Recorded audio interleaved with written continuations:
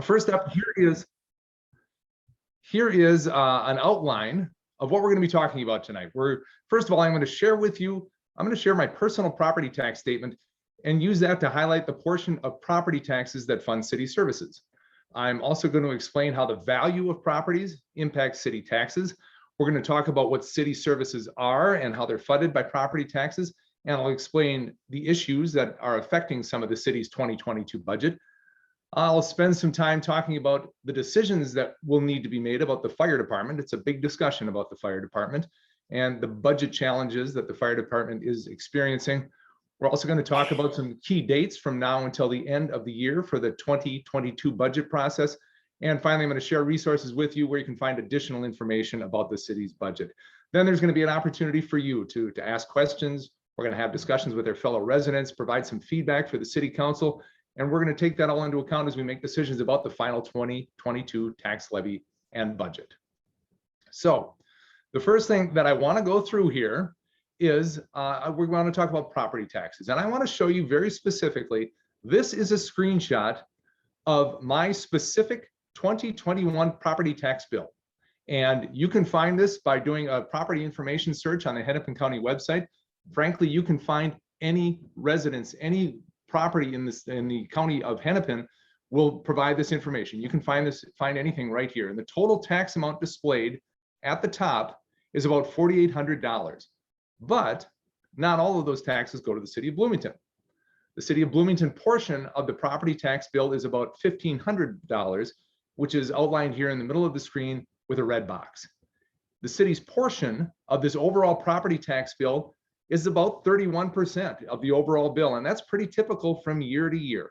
31%, or roughly a third of your property tax bill, is specifically for the city of Bloomington.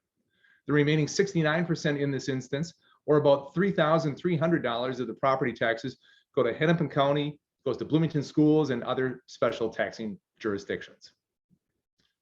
So last month, the city of Bloomington approved a preliminary 2022 tax levy increase of 2.75%.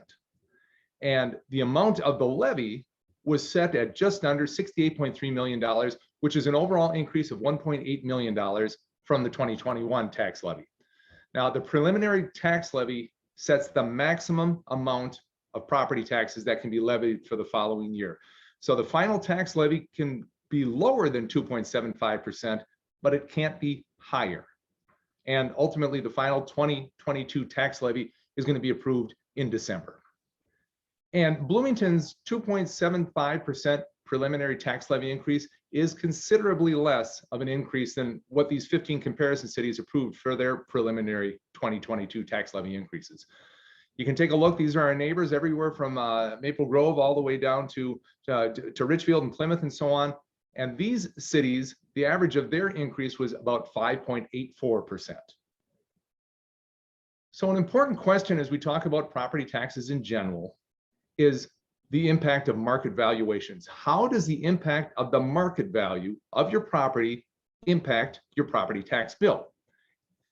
So some of the headlines from the past year really do illustrate the devastating hit that the COVID pandemic had on the hospitality industry. The reduced revenues for hotels and retail establishments, it really negatively affected their property valuations. And at the same time, while commercial property values like hotel and retail values were declining, residential property values have skyrocketed. I'm sure you've all heard these stories and seen them. Homes in Bloomington, all across the Twin Cities metropolitan area, they're not only selling quickly, they're sometimes even selling above the asking price. So all taxing jurisdictions in Minnesota are required to use the January assessed market valuations to determine the following year's total property tax bill amount that will be distributed. And Bloomington is very fortunate and has been fortunate for years to have this large commercial tax base, which helps relieve much of the tax burden from residents. However, due to the strong increase in the value of residential properties, along with the decrease in overall commercial values, more of the overall 2022 property tax amount will shift from commercial to residential. And here are two pie charts that show the shift from overall tax capacity value from residential to commercial. Even if the overall property tax amount levied by the city is not increased in 2022, more of the share of property taxes will be paid by residential properties than commercial properties, because residential properties have increased in value while commercial properties have decreased in values. So with that as a background, and I'm sure you've heard a lot of this before about the question about what services do city property taxes fund? And it's a good question and it's a good discussion to have. And the majority of your city property taxes, more than 80%, the lion's share of city property taxes fund the big three: public safety, public works, and parks and recreation. The next level after that 80%, about 10% of that will fund the principal and interest payments for debt that's issued to fund big capital improvements for like facilities and roads and parks and so on. But the vast majority, 80%, go to public safety, public works, and park and recreation. Now, another way to look at the cost of city services is to show the monthly property tax amount for a median value home in Bloomington, and then have it split out proportionately among the city services and how they're paid for. Here you can see that the preliminary 2022 tax levy would equate to about $100.46 per month for the median value home in Bloomington. Now, of that amount, police services are allocated $37.03 a month. Fire is allocated $10.73 a month, and public works would be at $26.93 a month. Those three, as I say, make up the lion's share of the property tax dollars that are collected and spent in the city of Bloomington. Now, I'd like to take just a few minutes to talk about some of these pieces of the pie that we have discussed here about where we spend our money in the city of Bloomington. And we'll start with the Bloomington Police Department. And the Bloomington Police Department has 123 sworn officers and 33 full-time civilian positions, and that includes 14 positions in the dispatch center. Now, there are also 2 Hennepin County liaisons who work within the police department they build trust and communication between the police department and diverse residents. And we've got another Hennepin County social worker who's an embedded social worker that helps to connect residents with social service providers. As you know, the police department helps provide safety within our community by preventing crimes, right? That's the basic kind of stuff. They respond to crimes, they respond to medical emergencies, traffic accidents, public safety hazards, domestic disputes, and other community needs. And now here's a big number.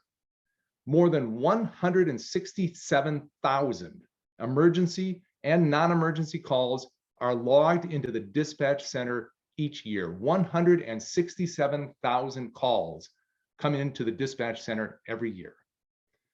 That's a lot of calls. Along with the patrol division, the folks you see on the streets every day, the Bloomington Police Department has a bomb squad, they've got a SWAT team, they've got a special investigations unit, animal control. And I do want to point out, community engagement is a key focus of this department, and they look to develop and enhance a trusting relationship with the residents and visitors to our community. That is a key component of what they do. There's also an emphasis on adequate training for our officers, as well as recent initiatives that focus on officer mental health. Such an important topic now, officer mental health, and a Pathways to Policing program that gives non-traditional opportunities to hire new police officers. The second group that I want to talk about is our Bloomington Fire Department. And the Bloomington Fire Department operates under a mainly paid on-call model, where the majority of the departments are not full-time employees. It's not a volunteer fire department as you may have remembered it or thought about it when you were growing up. This is a paid on-call model. There are 105 firefighters that live within approximately 4 minutes or less from one of the city's 6 fire stations. And the fire department currently only has 8 full-time employees who are firefighters. But in 2022, we're going to have an additional 3 full-time battalion chiefs that will be funded by federal American Rescue Plan funds, and they'll be funded for the next 3 years. Now, I gave you the number of calls for police, and in 2020, there were 3,195 calls for service for the fire department in the city of Bloomington. And 90% of those, 90% of the time, it took 9 minutes and 39 seconds from the first 911 call to the first unit arrival at the scene. The goal is to be responding within the first 7 minutes and 30 seconds. So the time it takes is 9 minutes and 39 seconds, and our goal is 7 minutes and 30 seconds. Keep that in mind. That'll become important later. The next group I want to talk about are our friends in Public Works. And our Public Works department has 182 employees, as well as a bunch of seasonal employees in the summer that are responsible for the well-maintained streets and infrastructure in the city of Bloomington. Public Works is responsible for our efficient transportation network, for maintenance to parks and our buildings, and it provides utilities to residents and our businesses. The other biggie that I talked about was Park and Recreation. And Parks and Recreation has 24 full-time employees. They also have about 270 seasonal and part-time employees, mainly in the summer, obviously. The city has about 97 parks, and the department recently completed a very robust park system master plan as a roadmap of sorts for planning and completing park improvements and for guiding capital investments to ensure that the park system serves the needs of the community, not only today, but well into the future. Park and Rec also provides programming such as our 4th of July Summerfest celebration, the Farmers Market, which, by the way, last Farmers Market is this Saturday. Get there if you can. Arts in the parks, children's programs, as well as the recreation facilities in our community and amenities like Creekside Community Center, Dwan Golf Course, the Bloomington Ice Garden, Bloomington Center for the Arts, Bush Lake Beach, and the Bloomington Aquatic Center. Another really important department in the community is community development. And our community development department has 62 full-time employees, and it's comprised of the assessing division, which determines property valuations, which we just talked about. Buildings and inspections, they issue permits and they review work plans and inspect construction work. Environmental health, that licenses and inspects establishments, like restaurants and hotels. And the planning division, they review and prepare development and rezoning applications, and they provide long-range city planning. Another important department is their community services department. They've got 39 full-time employees, and they consist of our public health division, our community outreach and engagement division, and our communications division. We have been incredibly fortunate during this pandemic for the Bloomington Public Health Division and the local COVID response that they've been able to provide. Public health also shines in the areas of their work with client visits, especially serving BIPOC communities, and they do outstanding work. The Community Outreach and Engagement Division is a leader for equity and inclusion, and they use innovative and really authentic approaches to engage the community to ensure that the community is considered and heard in the development and the delivery of the programs and services that the City of Bloomington does provide. Our award-winning communications division uses many different methods to reach Bloomington residents and businesses, such as the monthly Bloomington Briefing newsletter, social media, e-subscribe emails, which a lot of you apparently heard about this meeting through. They use the city's website and the city's public access TV channels. And finally, we have departments that support city services, and the public-facing departments like police and fire and park and rec, they really wouldn't be able to operate and provide services to the community without the work of these supporting departments like administration, which includes the city manager's office and HR and the city clerk. It includes the legal department, finance, and IT. And although a lot of the focus of these departments is internal, they have a specific internal focus, there are still many interactions with residents and the businesses in this community as well. And their core mission, like everybody else, their core mission in administrative service is public service. Our city clerk is one division within the administrative department, for example, that works with the public on a daily basis, including they hand out business licenses, they manage our elections, they issue passports, and they manage our public requests for data. Now that we've gone through all that, here's a quick commercial. Now that we've finished reviewing the city departments and services, take this opportunity to point out that if you haven't had a chance yet, please visit the city's budget website. It's at blm.mn/budget to enter to win one of these prizes, and they'll give you a chance to allow you to experience some behind the scenes city services, such as a ride along with the fire chief or a tour of the police department by the police chief, all kinds of really interesting things. And if you're here tonight and this interested about city government, I know you'd be interested about winning one of these prizes, and I hope you do. Entries are going to be accepted until 5 p.m. on October 28th. Please do register for one of these prizes. So moving on past the commercial there, let's go to some of our budget drivers, some of the key issues or drivers of the budget that we're looking at this year. Now, although the numbers are improving from last year, our lodging and admissions tax numbers, they continue to lag behind where they were before the pandemic. And those two revenue sources, mostly paid by people from outside the city of Bloomington who stay at our hotels or go on rides at the Mall of America, will likely be $3 million less than what the city collected in 2019. Now, the annual budget, we talked about this, it's a values document, and investments are necessary to continue to make Bloomington a place where people want to live, to work, and to visit. Those are our values. That's what we're hoping to accomplish through the city programming that we have, and those values are translated often into our budget. So keep that in mind as we continue this discussion. Also, an important discussion that we need to have, the current paid on-call fire department model simply is not sustainable in its current form. Significant investments in the coming years are going to be needed to ensure that the department is adequately staffed to respond. And let me talk a little bit more about that. Here are some of the challenges that the fire department is currently facing. So in recent years, recruiting and retention has become very difficult, not only for the Bloomington Fire Department, but for community fire departments across the state of Minnesota. Bloomington Fire is authorized for 175 paid on-call firefighters with a goal of 155. They currently have 105 firefighters. They do have 12 new recruits, but their goal of 155, and we are currently at 105, and that is obviously a problem. As mentioned earlier, Bloomington has a combination paid on-call fire department with 8 career full-time firefighters. Firefighters are paid, obviously, for each time they respond to an emergency call. They also do earn a pension after 20 years of service with the Bloomington Fire Department.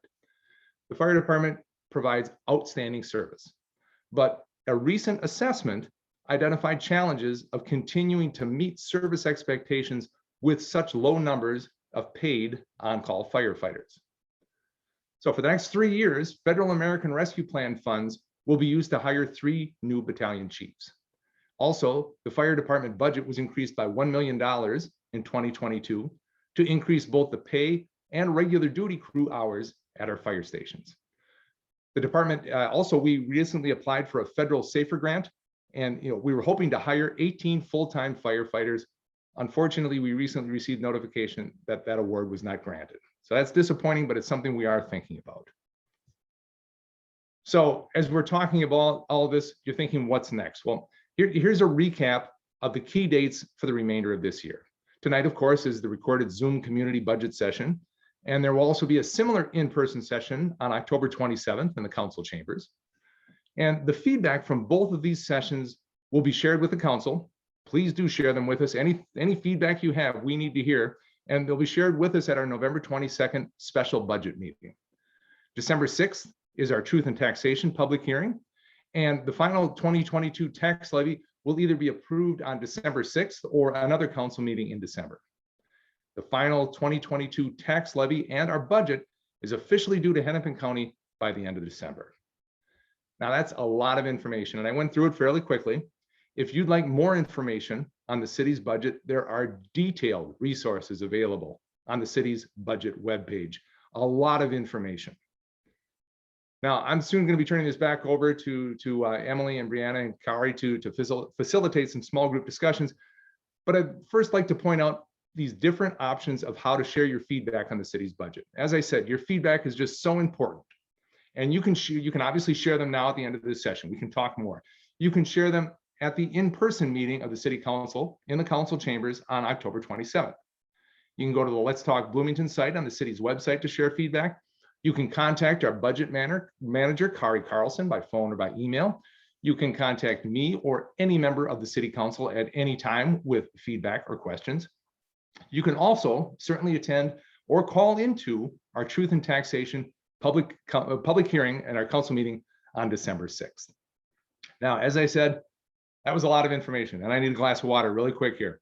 But if you have questions now, we're going to be getting to that, and I look forward to talking to you all in the breakout sessions as well. So once again, thank you all for being here. I appreciate that you're part of this conversation. All right. Thank you, Mayor Bussey, for sharing a wealth of information with us tonight. At this time, I'd like to open the opportunity for questions. So is there anything you're confused about or need clarification? We have the mayor here, and we also have some staff from finance who can help answer. So you're welcome to either type in the chat now or go ahead and unmute your microphone and jump in with a question. Hey, this is Vincent. I got a question around how does the airport work in terms of both the taxable revenue that's there and then the services that are provided, whether that's police or fire? So the airport, even though it borders Bloomington and Richfield and Minneapolis, the airport for the most part is its own world. It's the Metropolitan Airports Commission controls the airport. There is a Metropolitan Airports Commission police department and a fire department. Bloomington provides, I believe, bomb squad coverage for the, and I believe SWAT coverage for the airport. But for the most part, the airport, as I said, the collections that it has there, the services that it provides, the work that it does, the airport is kind of its own little world in governance in the state of Minnesota. Thank you.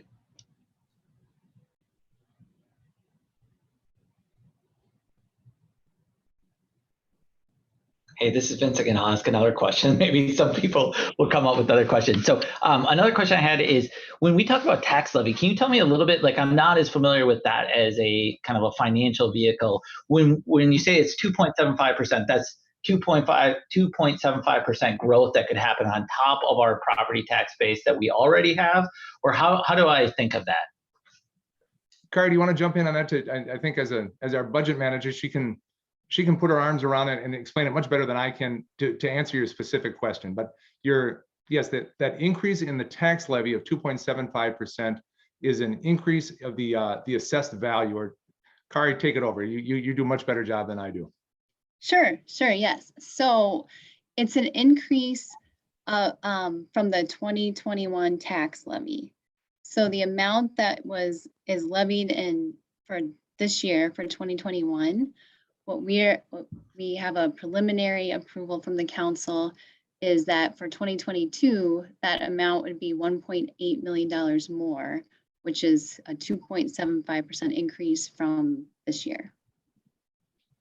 Got it. Does that answer the question? I think so, but I'll hold on getting too financially detailed. Thank you. Maybe I'll just say another way I could say that is the preliminary tax levy is $1.8 million more than this year's tax levy. Okay. I guess I'm up. And Saturday's community cafe meetings at Kennedy, something was confirmed that I kind of already knew based on my neighborhood, which is that many households in Bloomington simply don't have kids. They probably are in apartment buildings, but not in the homes, the households. That tells me that Bloomington is an aging community. And an aging community is also one with limited income. We may have decent retirement and such, but I'm not making nearly what I did when I had my own company. Where I'm going with that, I think the city's kind of between a rock and a hard place. On the one hand, you're raising taxes on people who can ill afford it. On the other hand, you have to raise the taxes. And I mean, I'm finding my taxes, they jumped quite a bit a couple of years ago. I'm finding them to be a little burdensome. I don't have a solution, and I suspect that in a way, neither do you guys, because of the rock and the hard place. And especially if commercial revenues are down, which apparently is understandable given the Republican pandemic. So I don't know where to go from there, but I'm just throwing that issue on the table. And I appreciate that, Ronald. And I agree with you on some of the points. There's minutia involved there that, there's always the gray area. We actually learned with our most recent census data that average household size is actually growing in Bloomington again for the first time in I think 15 or 20 years. we see the average household size increasing in the city of Bloomington, which is good. We are an aging community without question, but we do have indications that household size are growing, which tells me that there's more kids in the community. And so that's a good indicator. It also kind of plays into some of the discussions that we had. I mentioned that budget decisions are policy decisions, and they are in so many different ways. And to think about it in this way is for many years, the policy decision was to keep the lid on taxes, to keep the taxes as low as possible, and mission accomplished. I mean, my years on the council, the property tax rate and levels in Bloomington were among the lowest in the metropolitan area. And the thought that we're having now and the discussions we're having now is whether or not that is the policy to follow, or do we need to make reinvestments in our community to continue to grow, to continue to attract the younger families, to make this a place that people want to live, and to continue to provide the services that people expect and that we always do. The fire department is the prime example. A city of 90,000 people should have a full-time fire department. I mean, it really should. There are cities much smaller than the city of Bloomington with full-time departments, and Bloomington for years has made that the policy decision that we weren't going to make those expenditures with the fire department for a variety of different reasons. And those decisions are being reconsidered now. I absolutely understand what you're saying in terms of an aging community, folks who are necessarily on a fixed income or making less than they did when, like, you owned a business.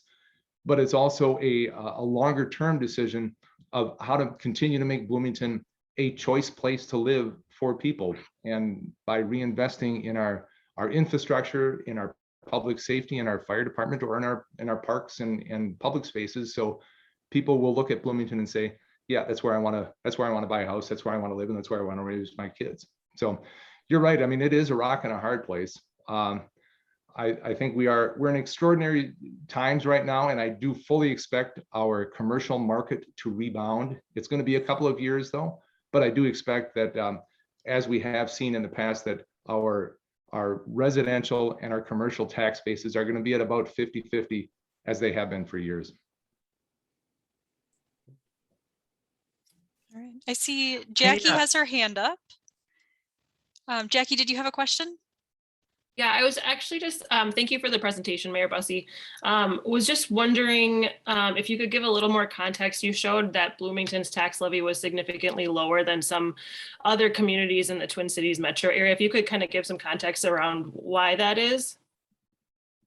Well, I think as we've said, it's that policy discussion. You know, how do we want to balance the need to improve and advance the community with not raising taxes too high that it prices people out of living in Bloomington.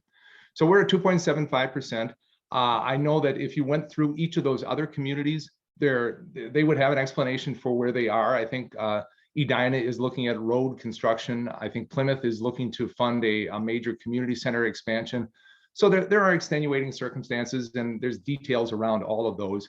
But I mean, you look at it, and we have made the decision, we have made the policy decision to keep it at that 2.75, no higher than that 2.75%, but trying to balance also the reinvestment that we need in the community, the services that we need to provide. So it's that balancing act, and I can't speak to what the other communities are doing specifically, but that's what we're thinking here in Bloomington.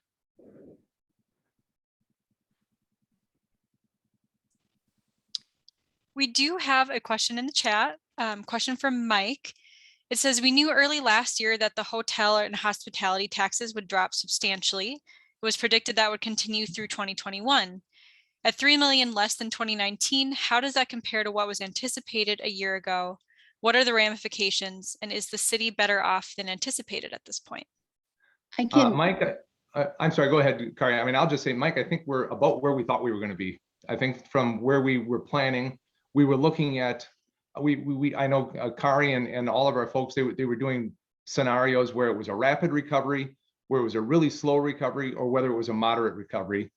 And from a hospitality standpoint, I think we're smack dab in the middle of a moderate recovery. They're not blowing the doors off by any stretch of the imagination, but at the same time, it's not as dire as it was last year. So I think we're right where we thought we were going to be. Kari, is that correct? Yes, thank you, Mayor. We are slowly recovering. It might end up a little bit better than we were expecting for this year, especially for admissions. So admissions has already gone over budget than what we were expecting. So we were pleased to see that. But we don't fully expect it to come back for about 5 years. And that's how we're planning with the budgets. So we've got that in our long-term model. So the bottom line is the more people that ride rides at Nickelodeon Universe, the better. That's a bottom line statement there. I think there was a lot of pent-up demand when Yes, there things was. opened up again.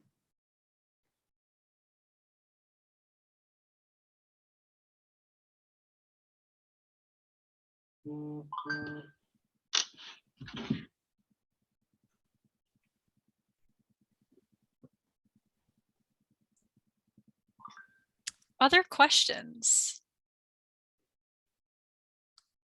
This is more of a reaction than a question. I'm kind of hearing that you're doing your best to hold property taxes at the levels they are, but I'm also hearing it's going to be 5 years before we really can recover, which the thing that's bothersome is, and I have some realtor friends, what's happening in the housing market is utterly insane. Yeah. It almost looks like a bubble in the making. And so you're basing, as you must, I'm not saying you shouldn't, you're basing property taxes on artificially high values. And I'm kind of wondering, I suspect the answer to this is no, but I'm kind of wondering if there isn't a way that the city could somehow buffer against big jumps in taxes based on artificial inflations of value. I mean, my house is worth more than it was, a while back, but I'm not going to see any of that. I mean, I'm going to probably die in this house. So, many, many years from now, that inflation will be realized, but it does me no good right now. I don't know if there's any solution to that, but, is there a way the city could buffer against artificial inflation of values? Well, the answer, Ronald, is we did. We set aside a portion of our funds to basically buy down the increase in our residential property tax increases. I mean, Kari can give us details here, and I'm sure she will. But we had that very discussion. We knew this was coming. We could see this coming. Everybody could see this coming a year ago, that our hotels and the Mall of America and everybody else were going to have lower valuations just because their businesses were at rock bottom this year. And so we planned for it and made an effort for it.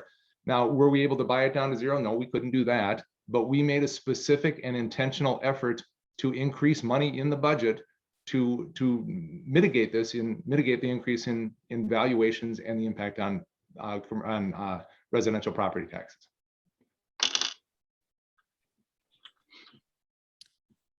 So we have a question from Kim in the chat. Kim writes, what type of savings did we get from letting go city staff in 2020 and 2021? What percentage of the budget is that? And can we buckle down more on city staffing? I can answer that question. So there were quite a few budget reductions made last year due to the severe and fast revenue loss that we were experiencing from lodging and admission taxes basically stopping overnight. And about $1.8 million was cut from the budget. And within that, there were 23 full-time positions that were eliminated from the city. And that included the motor vehicle office that we had was closed. During those, there was a decision to close the motor vehicle office as it was requiring more and more property tax support, and the fees that the office could raise are set by the state, and they were no longer covering the expenses. And so those were layoffs. The other positions were vacant positions. So basically we brought it way down there. Also for half of the year, there was a wage freeze. And as far as buckling down on city staffing, we're very lean right now, and there's a lot of initiatives that we'd like to do that we don't have enough staff for currently. So it makes it hard to make progress on some things. And right now, also, I'm sure where the labor market is tough for people that are trying to hire. So to be competitive and to get, we do have a lot of vacant positions. It's hard to look into staffing and reducing staffing or reducing salaries.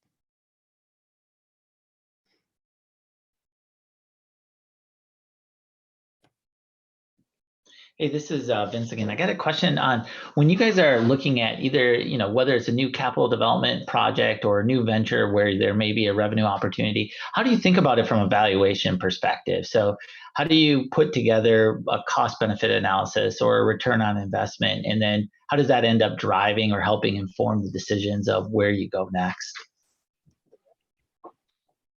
When you're saying a revenue generating, can you give me an example?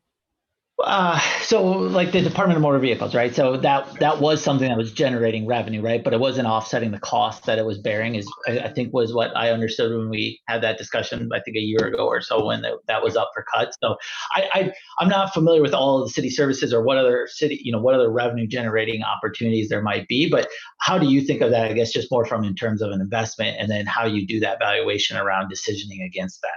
Sure. No, and that's a good question. And we've got a handful of that type of thing, like and a good chunk of them simply don't make money. I mean, the Family Aquatic Center does not make money. But it's been again, we're back to these policy decisions being budget decisions, deciding that whatever supplement we need from general property tax dollars to supplement and keep the Family Aquatic Center open and running, that it's a worthwhile kind of thing. The same with the golf courses, that kind of thing. So that's an example. We made the decision with the DMV for a couple of different reasons. First of all, it was requiring about $200,000 a year in public subsidy to keep it open, with no indication that it was going to get better, and it wasn't going to get better for a variety of reasons. More people are doing their purchases online. The state changed their fee structure in recent years, so they actually took more of a percentage of the fees that were collected.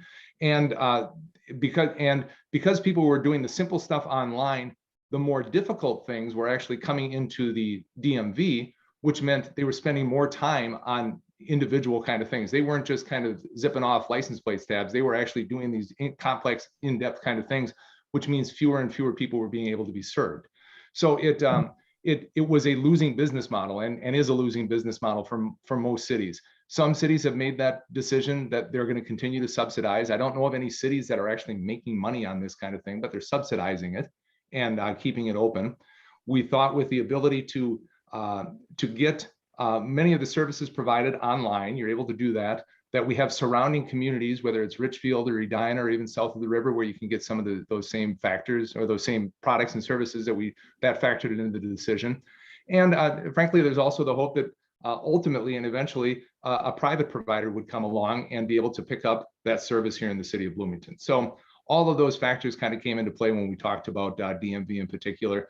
And they, a lot of the same type of things come into play when we talk about the other city services that are enterprise kind of funds or enterprise initiatives, where we look at, do they make money or do they not make money? And if they don't, what's the value to the community? And that discussion, it kind of goes on factoring in those different things that I've talked about.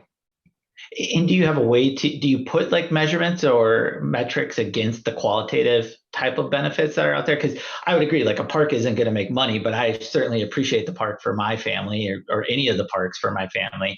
But how do you go through that type of rigor, or like how? I'm curious more so than anything, not questioning does it make sense what you're spending the money on, but just how you go about thinking of those types of things. And I agree. I mean, and that's a good question. But I mean, you just brought up, the parks add value to the city. So put a dollar value on that, Vince. I mean, what dollar value? What are we working with a specific dollar value of nice parks, or really good roads as opposed to just good roads, or plowing, getting the city plowed out in 12 hours as opposed to the city plowed out in 48 hours. It's tough to put a value on a lot of those things. It's more of a a values statement. Rather than value, it's values. What does the community value and what's important to the community in general? And a lot of it is tough to actually quantify and to put the metrics on it. It can be done, but I think a lot of times that doesn't tell the whole story and isn't necessarily exactly what the discussion would focus around in terms of the city services that are provided. Okay, thank you. Does that make sense? It does. It does. Okay. Relatedly, are there any of the fee-based services like Aquatic, Dwan, DMV that are generating plus revenue? I think Dwan, Kari, correct me if I'm wrong, but I think Dwan is actually making money. One of the troubles with Highland Greens, the 9-hole golf course, it was not making money, and was we were looking for ways to get that off the property tax rolls, and that's why our friends at Three Rivers Park District, we crafted the arrangement with them to take over Highland Greens. So we looked for an alternative and were able to find it. Other than Dwan, I'm trying to think of what other examples we use, Kari, when we're talking about this type of thing in terms of whether or not they make money. So as you talked about, we do have certain operations that are considered like enterprise type funds that are similar to a business. So we have the 4 utility funds, like we have the water fund and wastewater and stormwater and solid waste. And for the most part, I mean, they're not supported by property taxes. They're supported by user fees. So it would come on your bi-monthly utility bill. So that's like an activity or a service that the city provides that is based on user fees. And yes, Dwan is doing very well. The last couple of years, there's been a lot more people golfing. So they're having a great year. Their revenues are above budget. Other than those, I think a lot of the other services or operations that we have are supported in some way by property taxes. Kari, Kim asked about Bush Lake Beach. As far as that as a property tax subsidy. And right now, we don't have any revenues coming there. We don't, before last year, you had to pay a fee to park there. But we currently don't have any fees to come and enjoy the beach. We also don't have any people, I mean, there's no lifeguards or concessions, or we don't have any we didn't have any part-time staff there. So we didn't have as many expenses either.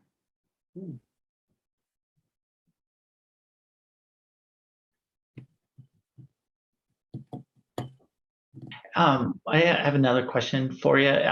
So there was a lot of uproar over the getting to a single hauler from a garbage and waste perspective.